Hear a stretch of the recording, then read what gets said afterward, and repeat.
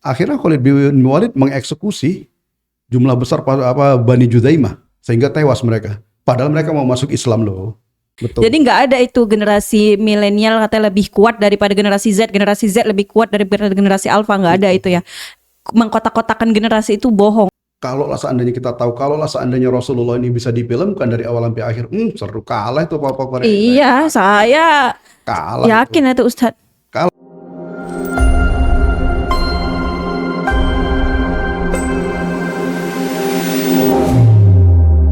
Aspire to inspire. Ustadz ingat nggak pertama kali beliau membahas hal apa yang akhirnya membuat pola pikir Ustadz jadi kayak berubah. Betul. Berubah. Tadi itu topik apa gitu Ustadz? Yang beliau bahas itu pertama kali untuk apa kita hidup itu juga loh. Tadi kan Rida kan sempat bilang tadi banyak orang yang mungkin tidak tahu ngapain harus hidup, bahkan angka bunuh diri tinggi. Iya betul. Itulah yang saya temukan dari beliau pertama kali, bagaimana menjalani hidup, apa inti dari kehidupan dan bagaimana. Disitulah saya terbuka, ternyata seru juga ini gitu. Akhirnya saya menemukan kayak terlahir kembali gitu. Apa sih Ustadz sudut pandangnya? Emang untuk apa kita hidup ya, menurut beliau? Standar, beliau hanya menyampaikan, menggali apa yang ada dalam Al-Quran hadis, bukan pendapat beliau. Tapi beliau mengemasnya sangat indah. Kan gitu ya. Inna salati wa nusuki wa mahyai wa mamati lillahi rabbil alamin. Sesungguhnya salatku, ibadahku, hidupku dan matiku hanya untuk Allah. Disitulah beliau membahas masalah keikhlasan. Kita hidup untuk Allah Subhanahu wa taala dan kembali kepada Allah Subhanahu wa taala. Memang ini jujur saya akui, pembahasan seperti ini tua banget sebenarnya. Iya Ustadz. Dan saya berulang kali sih Ustadz mendengar hal ini. Ini tuh terlalu sering saya dengar. Tapi apakah ada sudut pandang lain dari Syekh ini yang membuat Ustadz itu benar-benar terbuka kemudian mencari tahu hidup Ustadz sendiri? Ada nggak? Banyak, sudut pandang lain? Ini satu podcast ini nggak cukup. Banyak Singkat banget. aja dong Ustadz. Kita kan juga mau tahu ya. Apa ya? Saya jadi agak ngeblank ini kalau saking banyaknya gitu loh. Apa kira-kira sudut Inna sholati wa nusuki wa mahyaya wa mamati lillahi rabbil, itu kan ada di doa iftitah ya. Itu salah satunya loh yang paling sederhana dan paling mudah, dan masih banyak lagi pendapat beliau yang saya kagumi. Menurut Ustadz sendiri untuk apa hidup? Ya, ini nggak harus saya ya, kita semua dong sebagai seorang muslim ya, kita hidup wa ma khalaqtul jinna wal insa illa liya'budun. Kita hidup intinya untuk menyembah kepada Allah Subhanahu wa ta'ala. Apapun yang kita lakukan, muaranya adalah hanya untuk menyembah kepada Allah. Memang itu tujuan kita hidup. Bahkan Allah juga menciptakan badan ini dengan anggota tubuh, ada telapak tangan, ada siku, ada lengan, ada badan, ada lutut, ada paha, ada betis. Itu semuanya didesain untuk sujud loh, bukan untuk yang lain-lain. Iya ya. Allah sengaja nyiptain desain badan kita ini untuk sujud, memang untuk sujud. Ada jidat, betul. Itu memang untuk sujud, nggak untuk yang lain-lain. Jadi mau ngapain kita kan gitu. Berarti Ustadz gini, susah ya Ustadz sebenarnya menerima fakta kalau kita ini teori kita ini diciptakan untuk beribadah kepada Allah tuh enak aja dengernya. Secara teori udah sering ya. Gitu iya Ustadz. Tapi kan menerapkannya ke kehidupan. Kalau untuk sholat ya sholat itu kan ibadah. Kita merasanya ibadah. Saya beribadah kepada Allah Subhanahu Wa Taala. Tapi kemudian untuk menerima takdir, apalagi kita nih Ustadz anak muda ditolak Universitas A, kemudian tidak diizinkan orang tua mengambil fakultas kedokteran misalnya. Itu kan juga termasuk salah satu ibadah. Cara kita untuk beribadah kepada Allah, menerima takdir kan, iman qada dan qadar. Betul. Nah Ustadz, gimana dong Ustadz supaya ikhlas kita itu Ustadz? Betul. Kita punya rasa ibadah kepada Inna sholati wa nusuki wa mahyaya wa mamati lillahi rabbil alamin itu masuk sampai ke kehidupan Ustaz. Betul. Itu saya cerita penyebabnya dulu ya. Iya. Kekecewaan atau galau yang terjadi tadi itu, nggak bisa ini, nggak bisa itu. Karena kita terlalu bergantung dan menganggap masuk fakultas kedokteran itu segala-galanya. Kalau nggak masuk fakultas kedokteran, gue nggak jadi manusia dan nggak bisa hidup. Itu yang salah. Gue nggak jadi apa-apa kalau nggak jadi. Itu yang salah itu. Sebenarnya itu kan hanya prosesnya aja gitu. Toh emang orang hidup harus jadi dokter kan enggak? Masih banyak jalannya. Kalau semua orang jadi dokter, siapa yang ngejahit baju? Betul, itu dia. Jadi memang Itu hanya perkara menargetkan sesuatu yang harusnya nggak ditargetkan. Itulah masalah anak muda sekarang tuh itu. Jadi nggak punya alternatif lain, hanya Iya ya, terfokus benar-benar. sama itu aja gitu. Coba, itu kan cuma cara gitu. Ya saya juga kalau mau hitung-hitung dulu saya pinginnya jadi masuk akademi militer ya macamnya kan. Kenapa Ustadz? Kenapa nggak lanjut akademi Ya nggak militer? pede aja lah dari tinggi apa segala macam nilai dan nggak mungkin bersaing gitu, itu aja sih. Oh gitu. Ini bukan putus asa berarti ya? Waktu itu iya, waktu itu ya, karena ini kan kita jujur ya, fase-fase hidup itu kita waktu usia waktu itu iya, tapi sekarang udah enggak, udah alhamdulillah banget gitu loh. Apakah Ustadz dengan punya perasaan putus asa waktu dulu kan Ustadz, saya nggak masuk akademi militer karena saya nggak percaya diri, dan sekarang Ustadz alhamdulillah kemarin nggak percaya diri. Ustadz pernah ngerasain gitu nggak? Pernah juga kadang-kadang gitu. Iya. Untung waktu itu nggak percaya diri, kalau percaya diri maksain waktu itu. Jadi macam lah itu juga termasuk apa ya namanya, itu perjalanan waktu yang semuanya baru terungkap di akhir. Contoh lain misalnya, saya dulu berharap loh bisa kuliah di Madinah, Arab Saudi. Saya coba ikuti proses tesnya, ternyata saya nggak sempat ikut tes, pendaftaran keburu ketutup. Udah, itu nyeselnya kayak 1000 kali patah hati, tahu nggak? Kayak 1000 kali kita cinta. Wow, patah hati aja sudah sulit ya, bukan Bang Azai? Iya betul. Patah hati itu sudah sulit, apalagi 1000 kali patah hati. Jadi, aduh, kok nggak bisa banget sih? Padahal saya merasa mampu, saya punya kemampuan, hanya kesempatan nggak ada. Setelah saya jalani, udah waktu saya umroh ya, dan saya di Madinah itu waktu saya usia 38 ya, umroh tahun 2018. Bagaimana saya merasakan cuaca di Madinah. Saat itu saya bersyukur, ya Allah, untung aku tidak jadi ke Madinah. Karena memang cuaca yang cocok itu bagi saya di Indonesia, dan memang pada saat itu saya kuliah sudah sama seperti di Madinah, walaupun tepatnya nggak di Madinah, tapi kurikulumnya sama. Iya.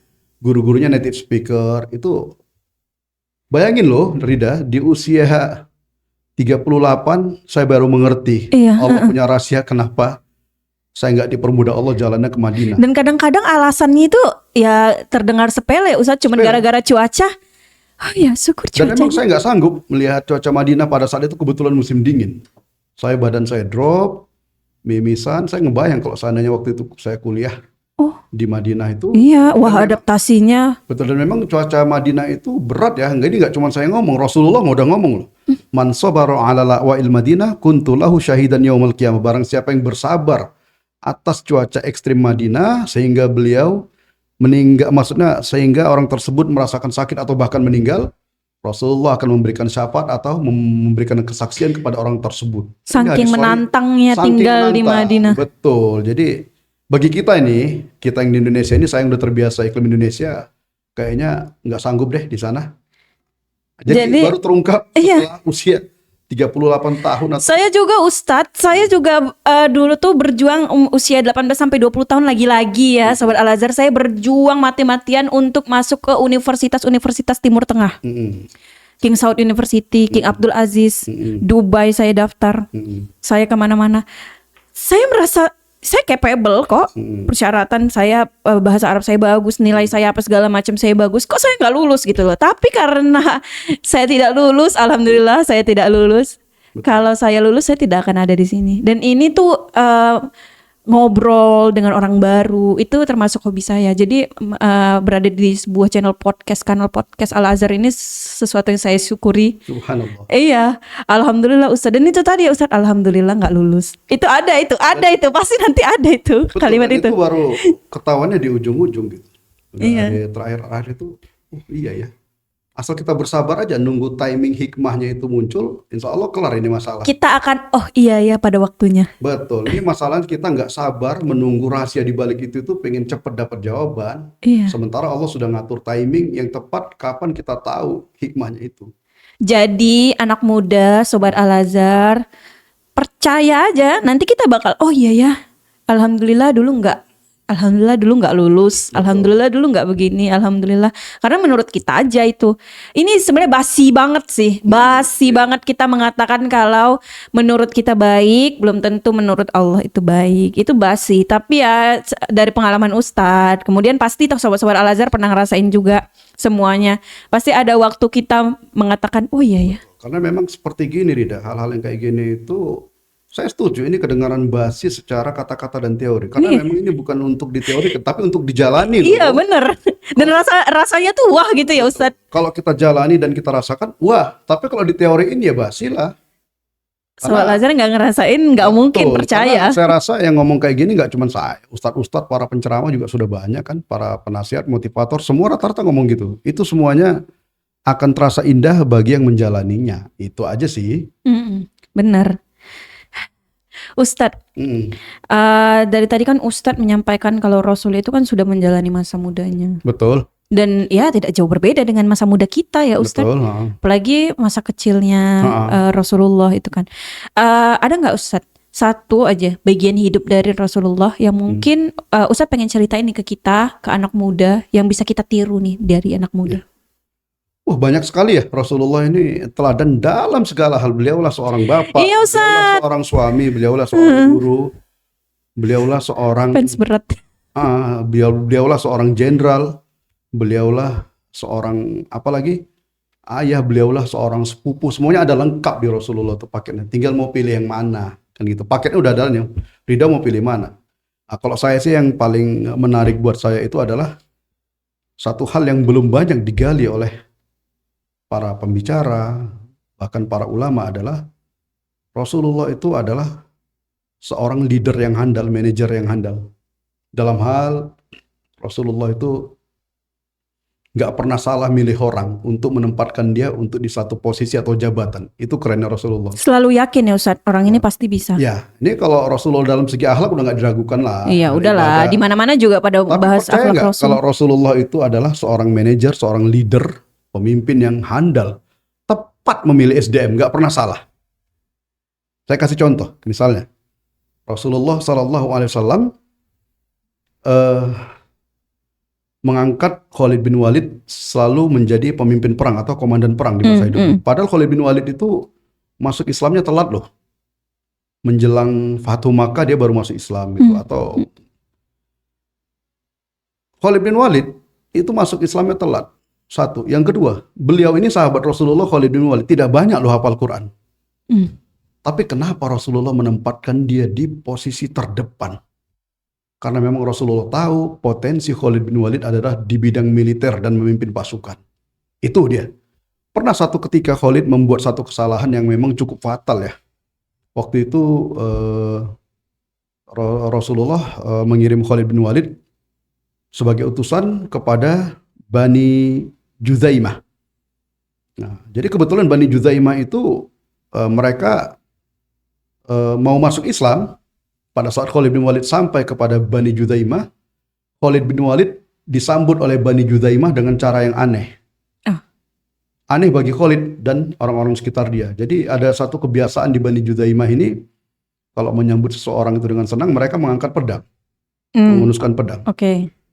Dan terucap dari kata-kata Bani Juzaimah itu kata-kata sobakna. Artinya? Sobakna itu artinya kami nggak akan mau masuk Islam. Itu yang dipahami Khalid. Padahal maksud mereka sobakna itu kami keluar dari agama kami menuju Oh, Islam. olah kebalikannya. Balikan itu dia. Jadi Communication. miscommunication ya. Jadi menurut Khalid satu dengan mereka mengangkat pedang, yang kedua mereka mengucapkan kata-kata sobakna. Harusnya mereka mengucapkan kata-kata aslamna. Kami sudah masuk Islam. Itu yang dimengerti Khalid. Akhirnya Khalid tanpa ragu dengan segala semangatnya, dan beliau juga ingin melindungi Rasulullah dong. Akhirnya Khalid bin Walid mengeksekusi jumlah besar Bani Juzaimah sehingga tewas mereka. Padahal mereka mau masuk Islam loh. Nah, itu baru mungkin anak-anak muda banyak yang belum tahu cerita ini. Dan Rasulullah pun mengevaluasi Khalid. Rasulullah pun juga, Allahumma inni abra'u mimma fa'ala Khalid, kata Rasulullah. Ya Allah, aku berlepas diri, aku tidak bertanggung jawab atas kesalahan yang dilakukan Khalid. Rasulullah sangat menyesalkan. Dan ini satu kesalahan yang fatal. Akhirnya Rasulullah pun bertanggung jawab dalam hal duniawi. Rasulullah membayar diat seluruh personel Bani Juzaimah yang tewas di tangan Khalid bin Walid. Tapi pertanyaannya Rida, apakah setelah kejadian itu Khalid bin Walid dipecat oleh Rasulullah dari jabatan komandan perang? Tidak ya? Tidak. Tidak semudah itu Rasulullah Dan memang itulah yang diterapkan Rasulullah dan diterapkan oleh Abu Bakar. Abu Bakar selama beliau menjadi khalifah, pemimpin perangnya adalah Khalid bin Walid. Di tangan Khalid lah suksesnya perang Harbul Murtadin, untuk perang terhadap orang-orang murtad dan menaklukkan sebagian wilayah kekaisaran Persia dan Romawi Bizantium di wilayah Syam. Jadi sebenarnya kisah-kisah Islam ini, Sobat Al-Azhar, itu sudah dikemas untuk mempersiapkan kita di masa depan. Betul. Jadi nggak ada itu generasi milenial katanya lebih kuat daripada generasi Z lebih kuat daripada generasi Alpha, nggak ada itu ya. Mengkotak-kotakan generasi itu bohong, karena dari dulu juga generasi Betul. muda begitu ya Ustadz. Cerita itu berulang, itu hanya masalah waktu aja lah. Iya, Cerita benar. itu berulang, masalah hidup itu selalu berulang, nggak ada masalah yang baru kok. Ya sudah gitu kan, semuanya akan mengalami masa kejayaan, kemudian melakukan kesalahan. Dan Betul. Sobat Al-Azhar yang mau belajar leadership sebaiknya memang mempelajari leadershipnya Rasulullah gitu Betul, ya. jadi kan banyak orang nggak mengupas masalah ini. Karena kan kalau kita cerita sejarah Rasulullah, pasti kelahiran Rasulullah, tapi aja ini segala Benar, macam. sampai bosen saya di masjid. Pasti itu, bukan itu salah, itu benar. Tapi banyak sisi lain yang harus bisa kita gali. Salah satu ini yang saya gali. Bagaimana Rasulullah itu menempatkan orang-orang itu tepat pada posisinya. Jadi nggak semata-mata siapa yang dulu masuk Islam, siapa yang paling senior. Buktinya Khalid itu telat masuk Islamnya. Iya. Nggak banyak hafal Quran. Tapi justru Tapi dalam pertempuran memang dia dibutuhkan di situ. Itu memang Khalid bin Walid terlahir dan tercipta untuk berarti Rasulullah itu kita sudah tahu lah cerdas ya Ustadz.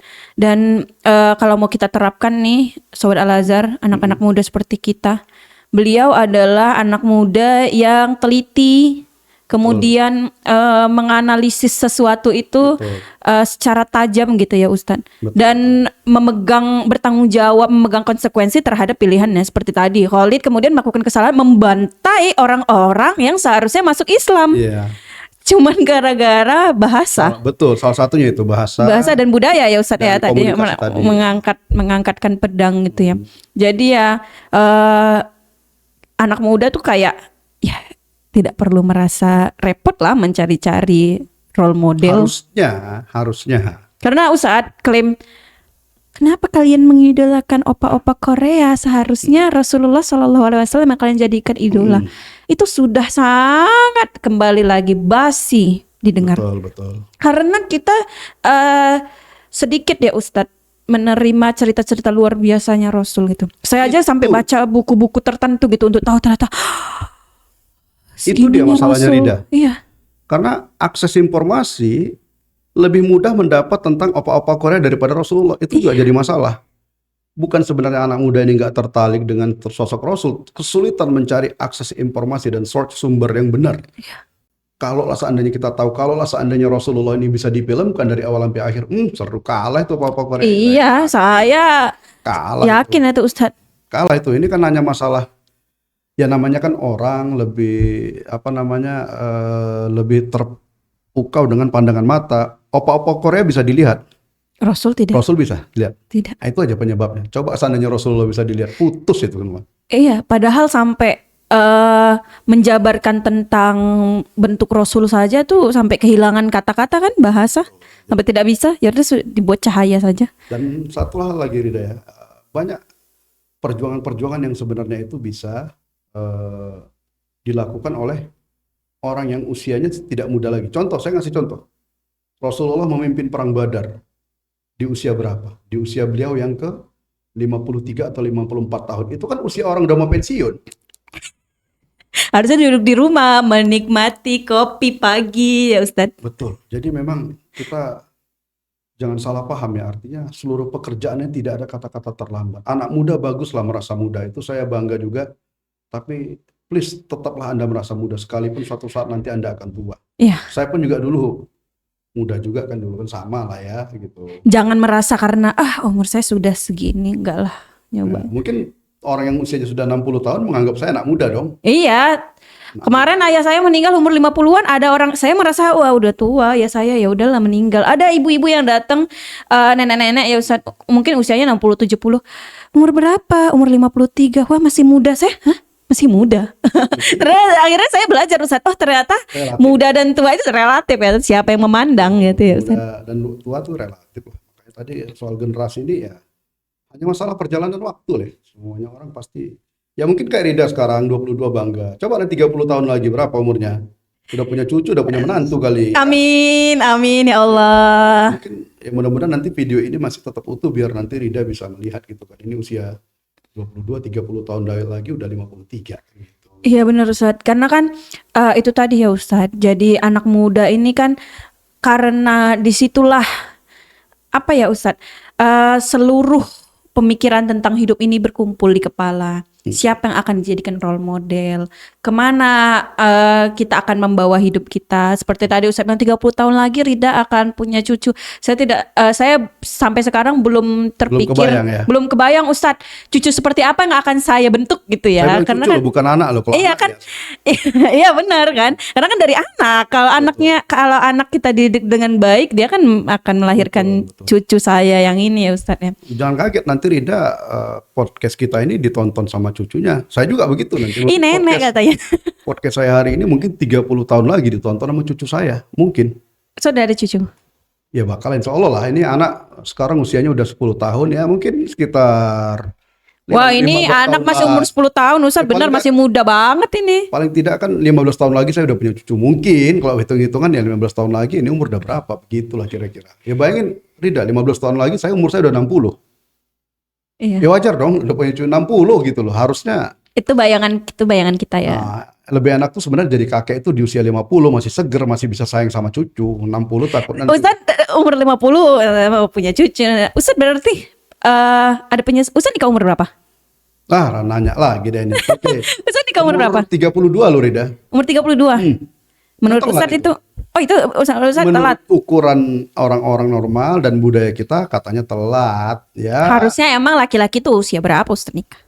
Ya kalau mau ikut Rasulullah 25 gitu kan. Nah, cuma Oh iya kan benar karena ya. Oh ya ada role model kita ya. betul ya 25 Ada Rasul ya. 25 30 lah.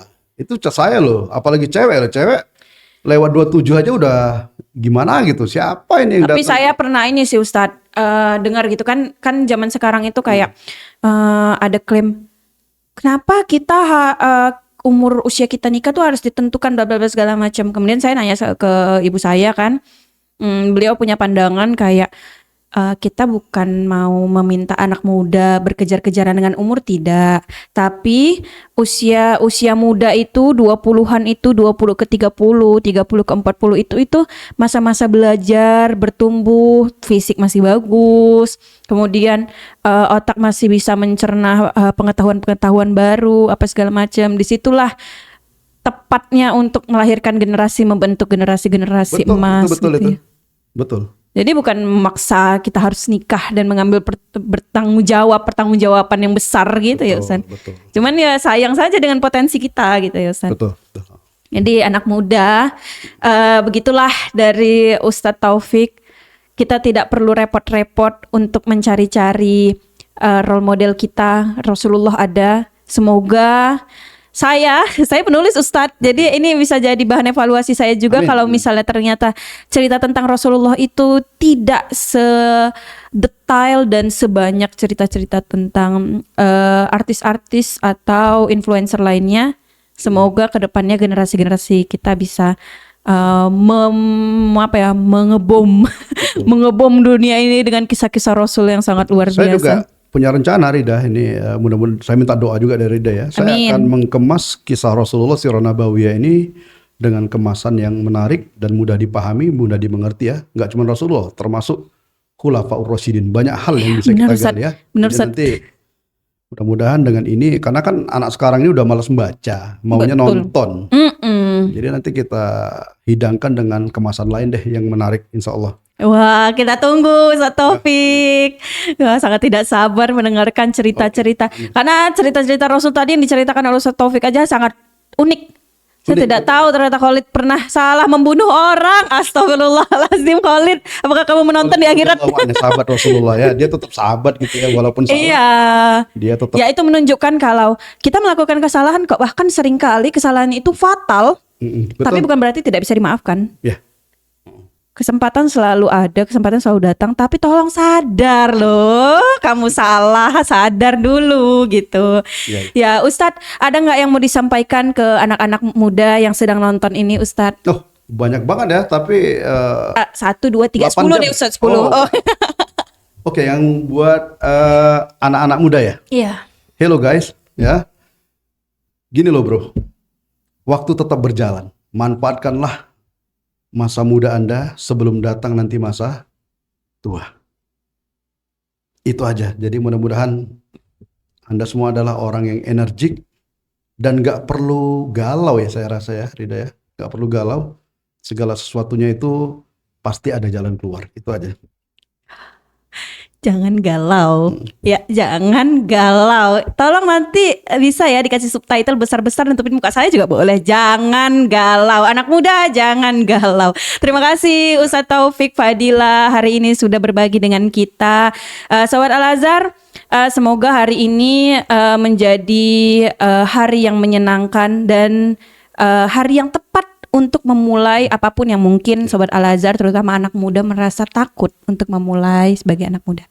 Oke, terima kasih Ustadz. Terima kasih Sobat Al-Azhar. Wassalamualaikum warahmatullahi wabarakatuh.